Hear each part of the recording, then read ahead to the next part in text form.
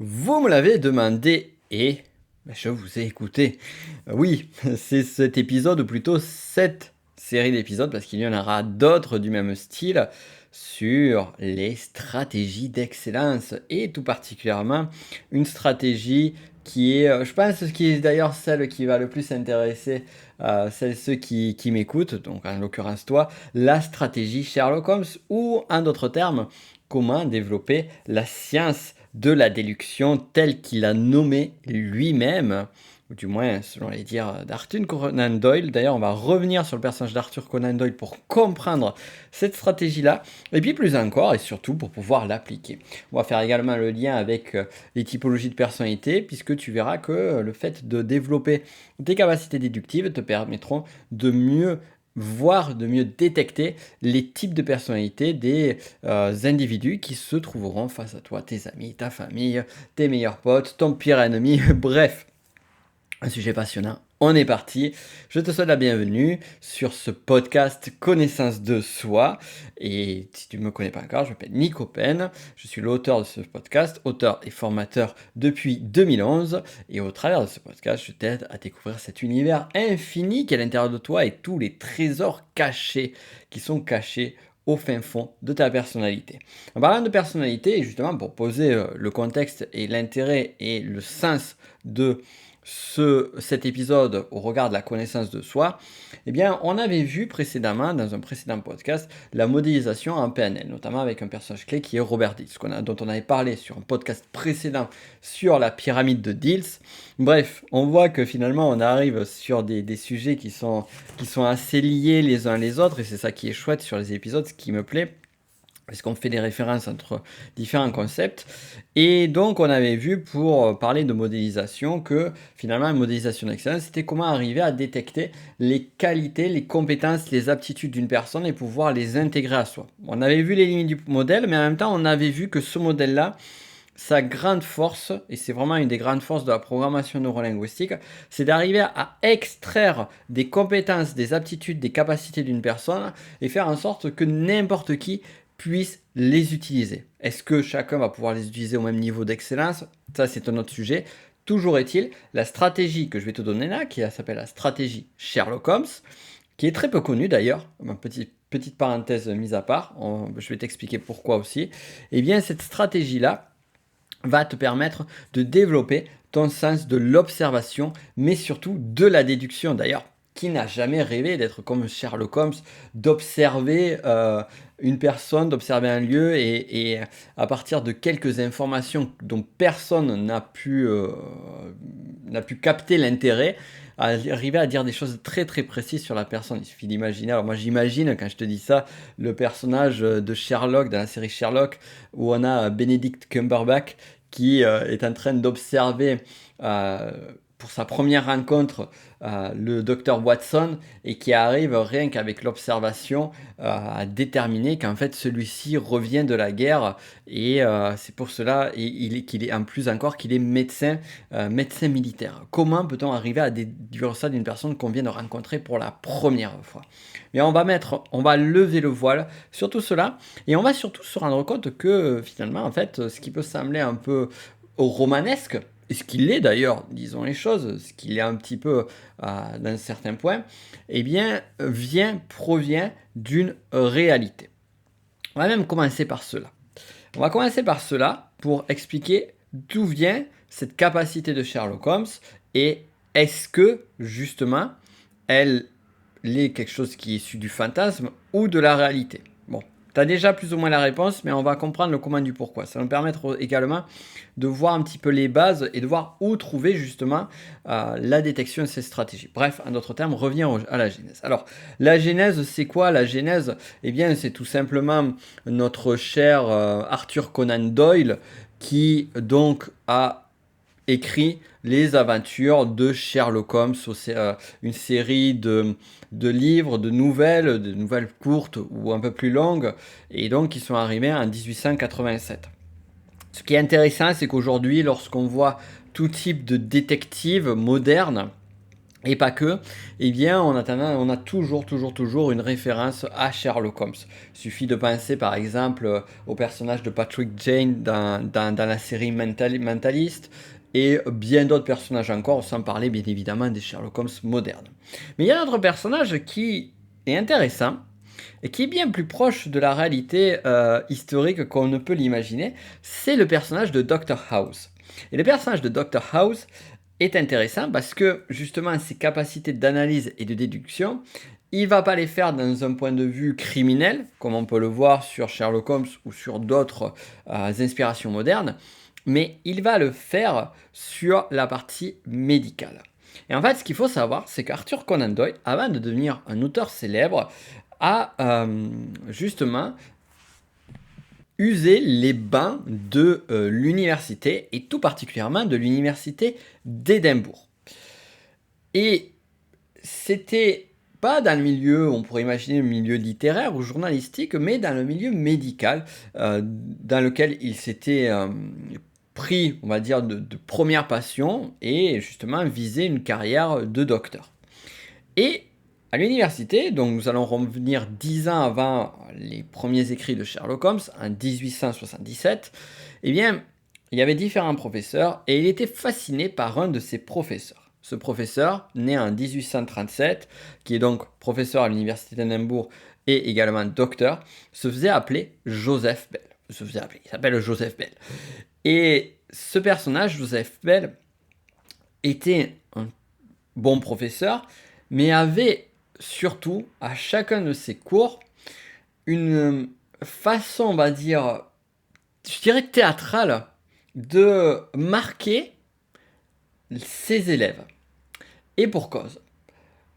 Petite anecdote parmi une multiple, un jour, il a fait rentrer une personne dans son amphi, une personne qu'il n'avait jamais vue, il a demandé à un de ses élèves voilà, de désigner cette personne-là, et rien qu'au travers de l'observation, il a réussi à déduire que cette personne est justement un militaire et même à identifier très rapidement des difficultés, des douleurs physiques qui étaient dues à des blessures anciennes.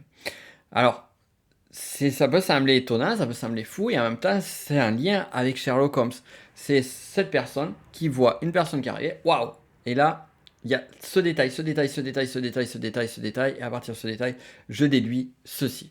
Et donc, ça a impressionné beaucoup ses élèves, dont forcément Arthur Conan Doyle, qui a réutilisé, qui s'est inspiré de Joseph Bell pour créer son personnage de Sherlock Holmes. Donc, on a ici l'inspiration de base, mais ce qu'il faut voir derrière cette courte histoire, c'est que déjà, la notion de possible, est-ce que c'est possible? La réponse est oui.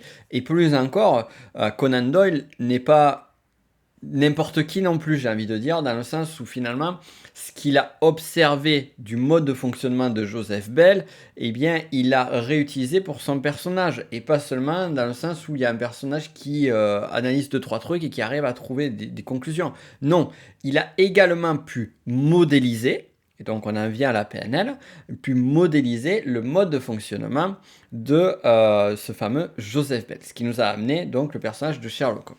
Alors la stratégie Sherlock Holmes après a été une modélisation qui a été faite entre autres, ce n'est pas la seule, et je vais t'expliquer cela, par Robert Dills sur son bouquin Strategies of Genius. Donc on en avait parlé rapidement dans le précédent épisode. Donc il avait fait Mozart, Walt Disney, Aristote, Tesla et bien d'autres, et donc le Sherlock Holmes de Conan Doyle. Mais au-delà de ça, ce que je vais te donner ici, donc ça a été ma recherche à moi, ce qu'il faut savoir, et là vraiment je vais rentrer plus sur la, on va dire sur la partie personnelle ou la partie me concernant, c'est qu'en fait ça m'a fasciné. À l'époque où j'ai découvert ces différentes stratégies, et tout particulièrement cette stratégie de déduction, je me suis dit c'est génial.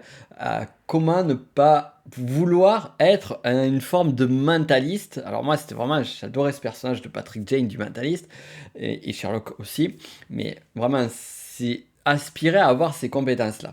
Et donc, ce que j'ai fait, c'est que j'ai énormément lu, j'ai énormément creusé la stratégie Sherlock Holmes de Robert Dills. Ce qu'il faut savoir, c'est que sur des formations en PNL, en programme mention neurolinguistique, eh bien, il y a certaines stratégies qui sont enseignées, dont notamment la fameuse stratégie Walt Disney, dont on reviendra plus tard. J'ai vraiment envie de te faire un épisode là-dessus, petite parenthèse. Et également, sur cette stratégie Walt Disney, je t'expliquerai euh, justement les limites selon on va dire, la version qui est sur les formations PNL et on va dire la version d'origine de Deals qui a été un petit peu bougée et une actualisation finalement de tout cela. À savoir que si tu as suivi notamment ma formation du rêve à la réalité, ben, tu as déjà des infos sur cette stratégie-là, puisque c'est une stratégie imaginative. Parenthèse fermée, on revient à la stratégie Sherlock Holmes. Donc, stratégie Sherlock Holmes, Robert Dills a fait sa propre modélisation. Comme je l'avais expliqué dans un précédent épisode, c'est super intéressant, j'adore ce que fait Robert Dills, ça va vraiment dans le détail. Et en même temps, la structuration, elle manque un peu pour arriver à faire quelque chose qui soit simple et malléable. Et c'est vraiment ce que j'ai voulu faire, ce que j'ai réussi à condenser, ce que je vais te donner là qui sera simple et malléable. De là, je me suis inspiré de cela. Je me suis également inspiré d'un autre livre qui s'appelle The Monograph de Ben Cardall, qui est justement sur ces stratégies d'analyse et de déduction. J'avais à l'époque également creusé une autre chaîne YouTube américaine, je ne sais pas si elle existe encore, qui s'appelle The Art of Deduction. Je crois qu'elle était anglaise, elle n'était pas américaine. Et enfin, dernière source pour ce travail-là, qui était finalement la source de travail identique à celle de Robert Dills, mais justement c'est bien de revenir aux sources, ce sont les écrits de Conan Doyle, et tout particulièrement les deux premiers écrits de Conan Doyle, où justement on a ce personnage de Sherlock Holmes qui explique un petit peu plus comment il fonctionne. Donc on a notamment le signe des quatre, qui est donc une de ses nouvelles. Et également, si mes souvenirs sont bons, une étude en rouge. D'ailleurs, sur l'un d'entre eux, il est en train d'expliquer justement, et on retrouve cette scène dans la série Sherlock aussi. La série Sherlock m'a pas mal aidé à l'époque. Une scène où finalement, alors dans la série Sherlock, il prend le téléphone portable de Watson et à partir de son téléphone portable, il arrive à déduire que ce téléphone portable appartient à son frère, que son frère est alcoolique et qu'ils ont très peu de rapports ensemble et qu'il lui a donné le téléphone portable. Et dans la version originale du livre, eh bien, il prend une montre à gousset de Watson et il arrive à déduire la même chose, qu'il a un frère alcoolique qui vient de se laisser tomber. Et donc c'est intéressant de voir un petit peu ces transpositions-là. Et cette scène est intéressante parce que justement, il explique les différentes étapes de sa stratégie que l'on va voir maintenant. Et on va rentrer vraiment dans le vif du sujet avec deux points fondamentaux que tu dois comprendre sur cette stratégie-là. On pourrait même dire trois étapes, mais vraiment deux étapes fondamentales qui sont l'observation et la déduction. Donc observation d'abord, déduction après, et généralement on peut dire une troisième étape qui serait la conclusion finale, qui finalement est une méta-déduction. Alors, là, on pourrait se dire, bon ben ok, déjà on a les principes fondamentaux de la stratégie Sherlock Holmes, c'est quoi? C'est je vais observer différentes informations et après je vais en faire des déductions et ça ira bien. Sauf qu'on se rend compte que si on fait de l'observation et de la déduction, eh bien ça va pas marcher du tout pareil que Sherlock Holmes. Donc ça veut dire en d'autres termes qu'il y a quelque chose qui est caché derrière cela. Mais qu'est-ce qui est donc caché derrière cela? Et bien pour le comprendre déjà, on va aller sur chacune de ces étapes. Donc, les étapes, je te les ai données dans l'ordre. D'abord observation, puis déduction. Cependant, ce qui peut se passer, c'est qu'après une déduction, on peut refaire d'autres observations qui vont amener à d'autres déductions. De même, on peut faire une observation, une seconde observation, une troisième observation. Ces observations vont amener peut-être à deux déductions distinctes.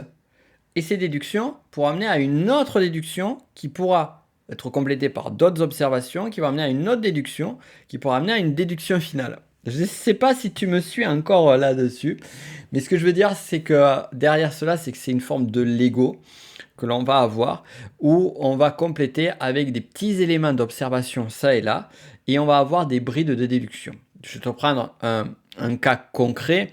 Si on prend, et d'ailleurs on va prendre le sujet fondamental qui est mon domaine d'expertise, la connaissance de soi, et tout particulièrement l'énéagramme. On pourrait prendre la spirale dynamique aussi, mais on va prendre l'énéagramme. D'ailleurs, petite parenthèse, si tu ne connais pas les 9 grandes familles de personnalités énéagramme, si tu n'as pas encore suivi ma masterclass gratuite énéagramme, et c'est pas bien si tu l'as pas encore suivi, tu as les liens dans la description. Idem pour spirale dynamique.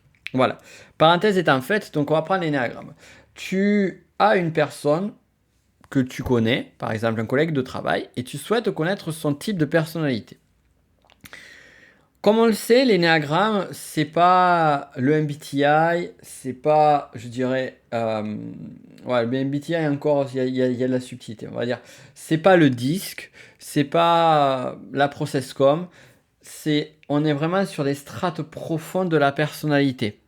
Donc, c'est très subtil pour trouver le type énéagramme d'une personne. Il suffit de prendre par exemple les fameux sous-types, donc on a les 9 familles de personnalités, on a les 27 sous-types, mais on se rend compte sur une même famille de personnalités, on peut avoir des subtilités. Par exemple, on va avoir certains qui vont être un type 2 qui vont fonctionner de certaines façons et d'autres de l'autre.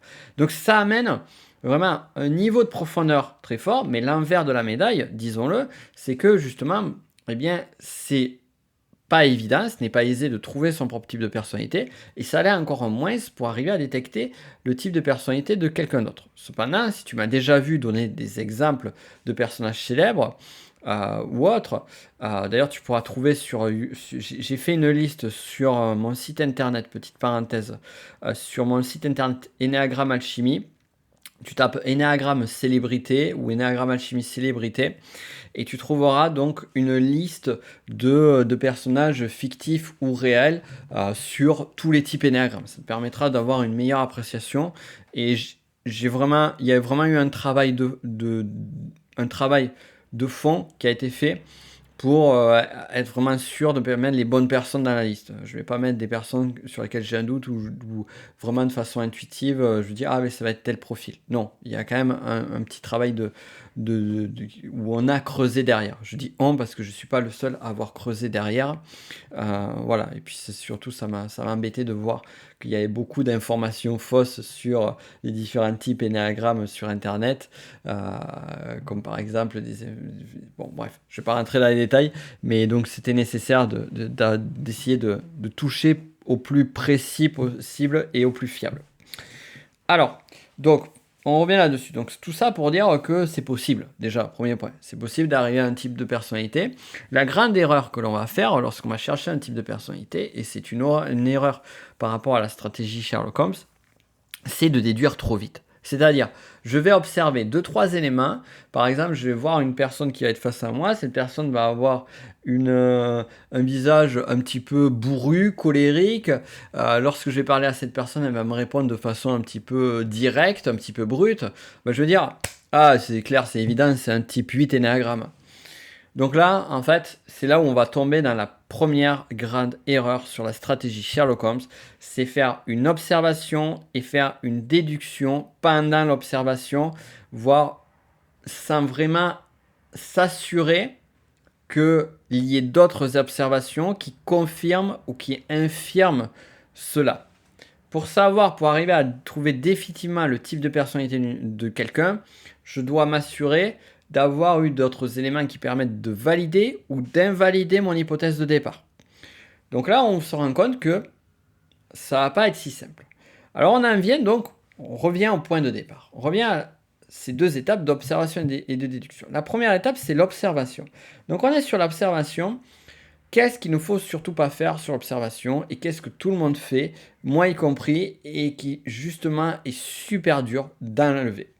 Eh bien, la grosse erreur que l'on fait lors de l'observation, c'est d'y mettre des hypothèses, émettre déjà des déductions alors qu'on observe quelqu'un ou quelque chose. Sherlock Holmes est sur une scène de crime. Il se rend compte qu'il y a une femme qui est par terre. Il y a une tache de sang qui est derrière le crâne. Et il regarde autour de lui. Et rapidement, on pourrait dire, cette femme est morte parce qu'on lui a donné un grand coup derrière le crâne. Est-ce que c'est vraiment le cas? Et peut-être que si finalement on fait une analyse derrière, on peut se rendre compte, et probablement que Sherlock Holmes l'a vu, que finalement, c'est pas le coup dans le crâne qui a fait que cette personne est morte. Non, c'est qu'en fait, elle a à côté de cette personne, cette femme, il y a un verre. Dans ce verre, il y avait un poison. Elle a bu ce poison toxique. Elle a perdu l'équilibre. Elle est tombée. Elle a tapé son crâne contre la table qui est juste à côté. Et c'est là, justement, qu'il y a eu le choc. Mais en fait, ce qui a été létal, ça n'a pas été le choc, c'était le poison en amont. Et tu vois, cette subtilité-là, elle est liée à une déduction trop précoce ou une déduction simple liée à une observation. Et en fait, parmi les différents biais cognitifs qu'on a, on a vraiment ce raccourci-là. C'est de suite, voilà, j'observe quelque chose, bam, déduction, déduction. Et en même temps, c'est super séduisant. C'est de se dire, ah mais là, j'ai réussi à déduire rapidement, facilement, sans effort, à moins de 10 minutes chrono. Donc là, on est sur des grandes promesses, sur-promesses de marketeux. Mais ici, derrière, la clé, c'est ça, déjà, premier point, c'est observer. J'observe, et je ne vais pas me faire d'idées préconçues sur ce que j'observe. J'observe de la façon la plus neutre, la plus froide possible. Et là, donc, on en vient à la PNL. Comment va-t-on observer? Eh bien, on va observer avec ce dont on avait parlé précédemment, ce qui s'appelle le VACOG, c'est-à-dire les 5 sens, mais de façon externe. Je vais observer d'un point de vue visuel, d'un point de vue kinesthétique, je vais toucher aussi, parce que c'est intéressant de toucher, le contact. D'un point de vue auditif, est-ce qu'il y a des sons? Et d'ailleurs, on va en venir sur l'énéagramme, sur l'auditif, on va se rendre compte qu'il est beaucoup plus important que ce que l'on croit. Et accessoirement, olfactif et gustatif. Par exemple, Sherlock va sentir l'odeur du poison dans le verre. Bon, il ne va pas le goûter, parce qu'il n'est pas idiot, mais tu comprends un petit peu l'idée.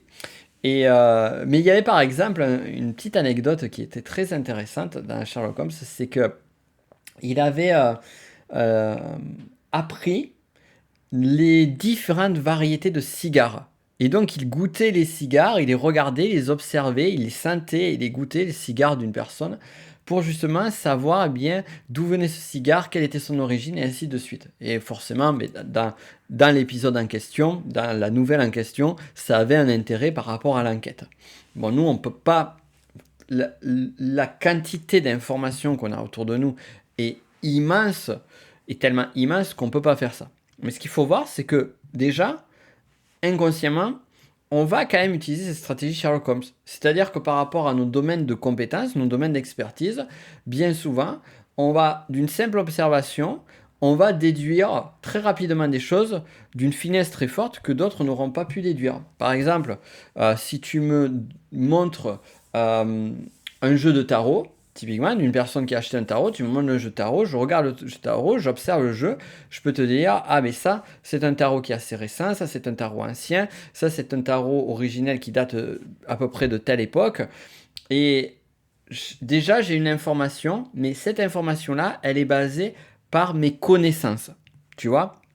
Et donc, nos connaissances nous permettent d'avoir ça. Après, ça permet de faire des déductions. Et là, ici, justement, le fait de dire ça, c'est un tarot, ça, ben, on va reprendre cet exemple parce qu'il est intéressant.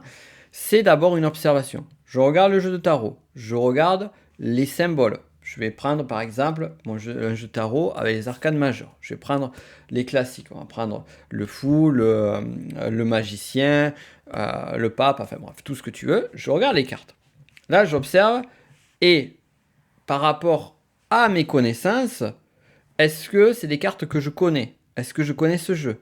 Est-ce qu'elles sont inspirées par rapport à d'autres cartes? Donc si par exemple une personne me montre un jeu de tarot, je regarde et rapidement, dès la première carte qu'il me montre, qui est un 2 de bâton, je me dis, ah tiens, ça ressemble au 2 de bâton du jeu Rider White, bien, je peux dire, ah, ce jeu-là, ce jeu de tarot, il est au moins, au plus vieux, il date du début du XXe siècle. Maintenant, je regarde le style et tout ça, et je me dis, ah, ben ça, c'est une adaptation moderne de tel tarot qui date de telle date.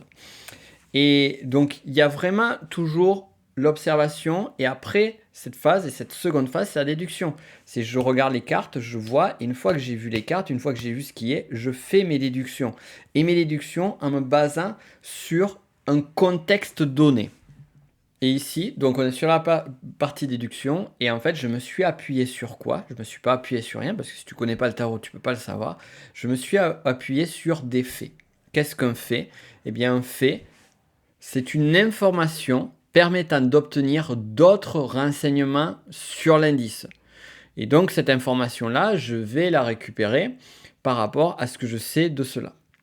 D'ailleurs, vraiment, là, qu'on soit clair ici, donc, je t'explique la stratégie Sherlock Holmes. On essaye d'aller le plus loin possible, mais on ne va pas aller dans la profondeur totale. Par exemple, sur les faits, il faudrait parler parce qu'on n'a pas le temps, tout clairement, sachant que ce podcast va déjà être long. On a les faits culturels et les faits contextuels. Mais tout cela, j'en parle plus en profondeur sur la formation Master Enneagramme. Donc vraiment la partie avancée d'Enneagramme, puisque justement c'est un lien avec le typage de personnalité. Parenthèse étant faite sur ça. Donc on a une déduction qui est basée sur un fait. Mais on va revenir sur l'observation. Je t'ai glissé ça parce que tu vas voir, on va y revenir dessus, et puis au moins déjà tu commences à avoir des bases. Donc l'observation, ce qu'on va faire, c'est qu'on va observer de façon visuelle, par exemple. Là, par exemple, c'est tarot, j'observe de façon visuelle. Je peux observer le tarot de façon kinesthésique pour savoir si le jeu il a été utilisé par la personne ou pas, ne serait-ce que toucher les cartes, voir si elles sont lisses ou pas, voir si elles sont un petit peu cornées, toucher le bord de la carte, voir s'il est un peu usé, un peu abîmé. Donc là, l'observation va se faire de façon kinesthésique. Et je te disais tout à l'heure, donc là on a pris cet exemple-là, on va reprendre un autre exemple de typage de personnalité. Donc si je veux trouver le type de personnalité de quelqu'un, eh bien, à ce moment-là, parmi les 5 sens en externe, c'est-à-dire je récupère une information de l'extérieur, eh bien, celui qui va être super important, c'est l'auditif. Le visuel va être intéressant, mais l'auditif va être super intéressant. Pourquoi? Pour les mots, pour les phrases, mais également aussi pour l'intonation de la voix. En fonction de la typologie de personnalité, en fonction du contexte, en fonction de la situation, eh bien, ne serait-ce que la tonalité de la voix ne va pas être la même. Si tu as des neufs avec toi, tu vas te rendre compte qu'ils ont un mode de discussion, une façon de parler qui va être plutôt douce, parfois un petit peu sec quand il va avoir un petit côté 8, mais ça va être plutôt des personnes qui vont amener dans leurs approches, façon de parler, du calme. Et en même temps, le calme, on peut très bien le trouver sur d'autres profils, par exemple sur un 6 plutôt survie, sur un 4 survie. Donc c'est là où on dit, bon ben voilà, ça, j'observe une personne qui parle de façon calme, mais ça m'amène une déduction qui est, cette personne parle de façon calme. Je vais regarder les faits, quels sont les profils qui sont susceptibles de parler de façon calme. Peut-être un 8, un 9, peut-être un 4, peut-être un 6.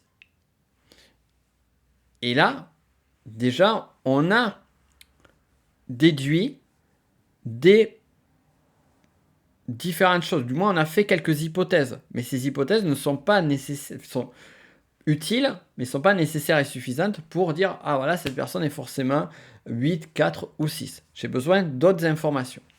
Alors du coup, on va revenir sur l'observation et on va écouter la personne parler.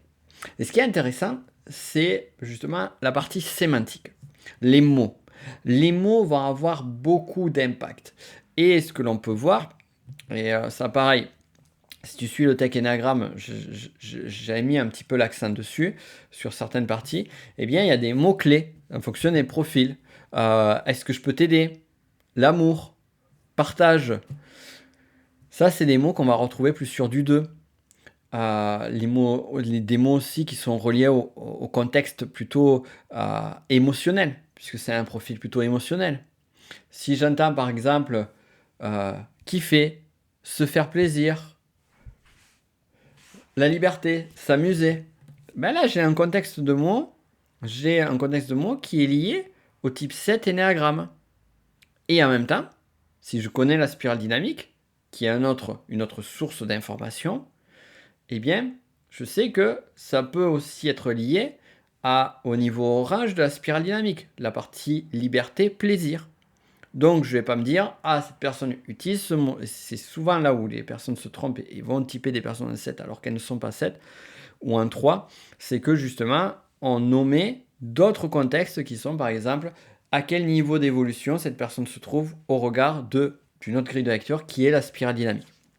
Je ne dis pas que c'est obligatoire d'utiliser la spirale dynamique pour arriver à faire l'observation, la bonne déduction, mais ça va être un outil complémentaire.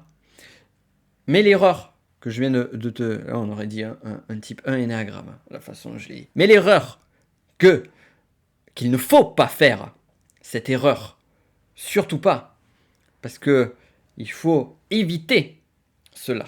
Voilà, comme ça on a tous les mots, enfin on a quelques mots du 1 avec le il faut, erreur. L'erreur, c'est justement de faire la déduction finale, la fameuse conclusion, trop rapidement. Bon, je te l'ai déjà dit en amont, mais vraiment je souhaite insister là-dessus.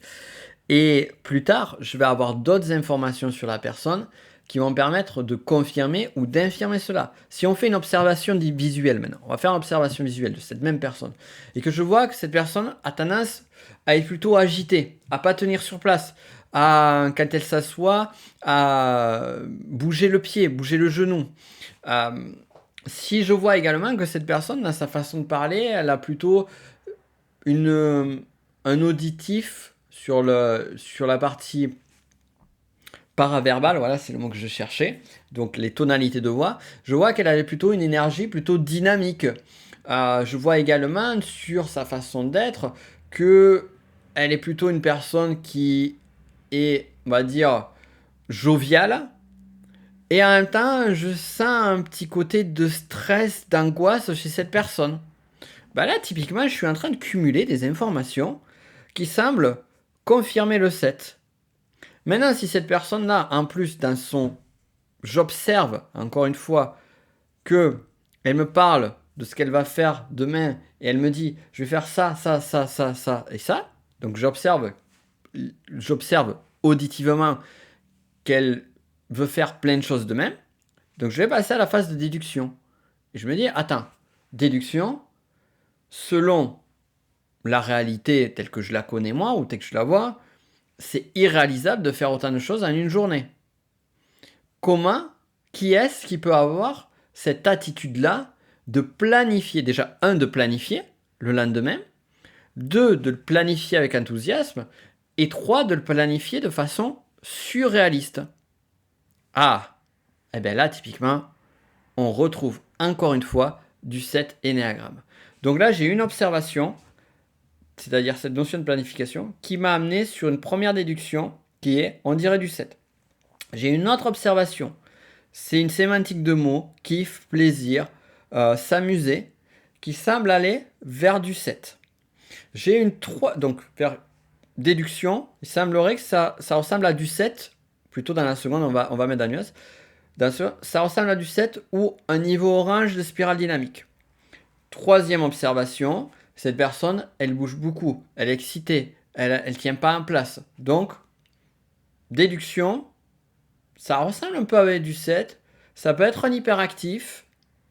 Ok. Et là, je vois qu'en fait, sur les différentes déductions que j'ai faites, il y a toujours ce 7 qui revient, qui peut être optionnel, mais en même temps, il revient de façon récurrente. Donc, j'ai toute une série de déductions que j'ai faites, à partir d'observations isolées, et de toutes ces déductions, eh bien, qu'est-ce que je vais faire? Je vais faire une déduction de conclusion qui est il est fort probable que cette personne soit de type 7. À noter ce que je viens de te dire. Et il est fort probable. J'ai pas dit, c'est une personne de type 7. Et je vais garder cette probabilité forte. Je vais y mettre peut-être un 80, 90%. Ça peut être marrant d'ailleurs ça de mettre un pourcentage. Je vais mettre un 90%. Et puis au fur et à mesure du temps, des semaines, des mois, je vais constater, je vais observer chez mon interlocuteur, mon interlocutrice, d'autres façons d'être. Et en fonction de ces autres façons d'être, eh bien, là du coup, j'amènerai soit de quoi confirmer, ou soit de quoi peut-être infirmer ou mettre le doute. Peut-être qu'à un moment donné, je vais revoir cette personne dans un autre contexte et je vais voir cette personne super anxieuse qui va être très orientée sur les problèmes, sur une anticipation de scénario du pire, tout ça. Je me dis, ah, putain, c'est intéressant là. J'ai une observation et cette observation, elle semble m'amener vers un type 6 énéagramme alors que je l'avais typé 7. Donc là, je me retrouve avec une observation qui m'amène une déduction. Cette déduction, c'est il y a du 6 chez lui. J'avais une autre observation. Je vais reprendre l'autre déduction précédente. Probabilité à 90% de 7. Au regard d'autres observations. Donc j'ai ces deux déductions-là. Et là, je me dis, attends, qu'est-ce que je connais par rapport à l'énéagramme? Donc on revient aux faits, c'est-à-dire à mes connaissances. Ce que je connais de l'énéagramme, c'est que le 7 et le 6, ils sont voisins. Donc, ça veut dire que il est possible, il est probable que cette personne soit un profil 7 énéagramme avec un profil secondaire 6. Mais, ce qu'il se passe aussi, c'est que peut-être que je me suis trompé. Peut-être que j'ai surévalué mes observations de base. Parce que les premières observations que je les ai faites, je les ai faites sur un contexte donné. Je les ai faites pendant une interaction avec cette personne qui a duré 1 heure. Or, une personne dans une situation donnée donne des indices, mais ne dit pas ce qu'est cette personne dans sa généralité, dans son monde de tous les jours. Donc, peut-être que cette personne est en fait 6 avec une L7. Donc, là, ça devient intéressant. Ça devient intéressant parce que ça rebat un petit peu les cartes. Ça rebat et en même temps, on n'a rien perdu. On affine. Et c'est vraiment ce travail-là d'observation et de déduction qui va faire que progressivement, tu vas aller de l'hypothèse, d'un maximum d'hypothèses déductives, jusqu'à une finesse et une pertinence qui va dire c'est ça. Voilà donc tout ce qu'il y a, pas tout, mais une grande partie de ce qu'il y a à savoir, à connaître sur la stratégie Sherlock Holmes. Je vais te la résumer rapidement. La stratégie Sherlock Holmes, ce sont vraiment deux étapes fondamentales, ou du moins 2 blocs, 2 bulles, on va les appeler des bulles. Une bulle d'observation et une bulle de déduction. Lorsque je fais une bulle d'observation, j'observe et j'essaye d'être le plus impartial possible, ce qui est très difficile comme on l'a vu. Et après, de ces observations et de différents faits, de mes connaissances, je vais faire des déductions. Sachant que ces 2 bulles-là, elles peuvent se combiner. Donc, ce que je t'avais dit en amont, c'est une observation peut amener une déduction, 30 observations peut amener une seule déduction, ou on peut avoir 15 observations qui vont amener une première déduction, et 15 autres observations qui vont amener une seconde déduction. Et après, les bulles de déduction, eh bien, je peux les combiner. Je peux dire que la bulle de déduction 1 plus bulle de déduction 2 m'amène à une déduction numéro 3. Ou alors que la bulle de déduction 1 plus bulle de déduction 2 plus une nouvelle observation va m'amener à la déduction 3. Jusqu'à après, peut-être renforcer avec d'autres observations, d'autres déductions, et arriver à la déduction finale. Voilà, donc c'est là où finalement, en fait, cette stratégie Sherlock Holmes est simple et en même temps est pas facile à appréhender parce que, comme tu peux le voir, on est sur une approche plutôt organique des choses. C'est-à-dire que c'est une approche un peu mouvante. On peut pas dire il faut que tu observes 30 choses et de là tu vas faire 3 déductions. Non, ça va dépendre des contextes, ça va dépendre de la situation, ça va dépendre de ce que tu veux observer. De même sur les déductions, est-ce qu'au bout de 30, je sais pas, on dit combien faut-il de déductions pour avoir la déduction finale? Ça peut être des grandes questions, on va dire, très littérales. Mais en fait, c'est impossible de répondre. Peut-être dans un cas, il faudra 2 déductions, peut-être dans un cas, il en faudra 10, peut-être dans un autre cas, il en faudra 10 qui après devront être complétés par 3 autres. Donc c'est là où finalement on a toute la subtilité. Et enfin, dernier point, il y a aussi les types de déduction. Donc ça, j'en ai pas parlé en amont. Mais ça, on en parle plus sur le master énéagramme, mais c'est juste pour que tu saches. Il y a les types de déduction qu'on appelle les inférences, c'est-à-dire un type d'action ou d'événement qui aurait pu produire l'indice en question. On a également les déductions qui sont appelées les hypothèses, déterminer le sens ou la signification d'un indice. Et enfin, les déductions qui sont des faits, qui sont des informations permettant d'obtenir d'autres renseignements sur l'indice. Donc ça, les faits, on en a parlé quand même pas mal avec justement l'énéagramme et les différentes connaissances ou spirales dynamiques, différentes connaissances que tu vas mettre en amont. Et là, sur les faits, on va voir plusieurs types de faits. On va, d'ailleurs, pour les hypothèses, ça va être un peu la même chose. Des hypothèses et des faits contextuels et des hypothèses et des faits culturels.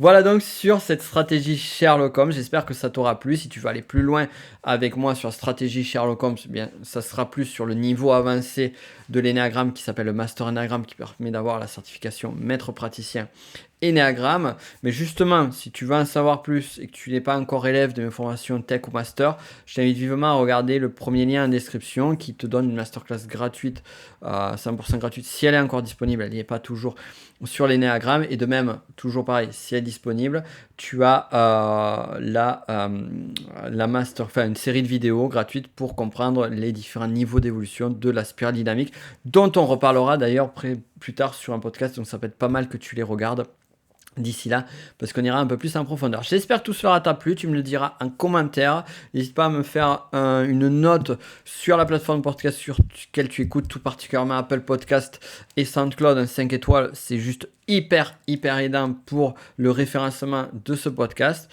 Et quant à nous, on se dit à plus tard. Je ne sais pas si la semaine prochaine, on va parler d'une autre stratégie d'excellence ou si on va parler de toute autre chose encore. J'ai quand même des choses à dire intéressantes sur ton type de personnalité, pourquoi tu dois t'intéresser à ton type de personnalité.